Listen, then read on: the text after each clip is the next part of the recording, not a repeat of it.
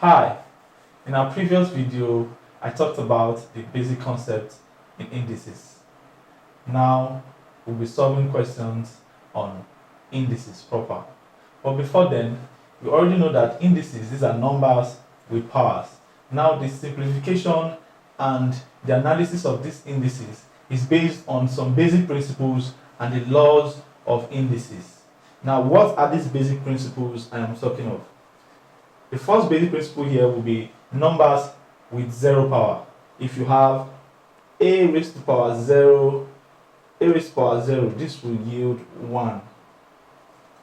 So, for example, if you have 2 raised to power 0, the answer would be 1. If you have 4 raised to power 0, the answer will be 1. So anything raised to power 0 would give you 1. Now the second basic interpretation will be a raised to power minus 1. This is called number with negative power.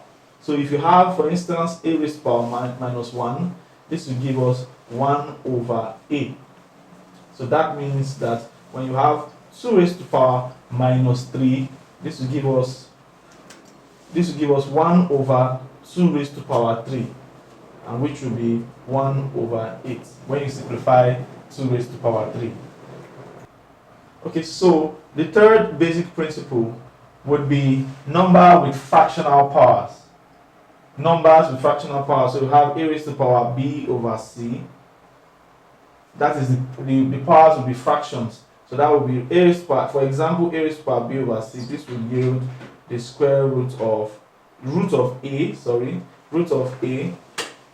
C would be behind here, and then all raised to power b.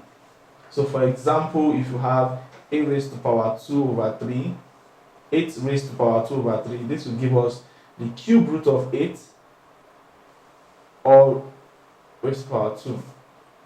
And the cube root of 8 is 2, so this will give 2 raised to power 2, and that will be 4.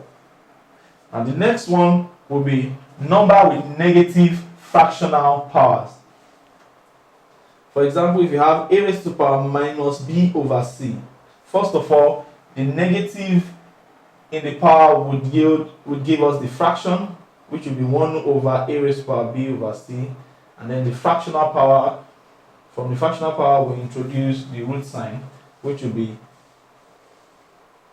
root of a, then c would be here, and that will be all raised to power b. For example, if you have 27 raised to power minus 2 over 3, the negative sign in the power would mean the fraction, that's 1 over, this will give us the cube root of 27 all raised to power 2, that's 1 over cube root of 27 is 3. Since you have 3 times 3 times 3, we already know that, and then that will give us 3 raised to power 2, and that will be 1 over 9. Also, we can rewrite this 1 over root of a, y here, and then all raised to power x can be rewritten as 1 over a raised to power x over y,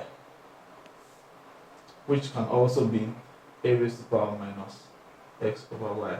So this is the reverse process for the numbers with negative fractional powers.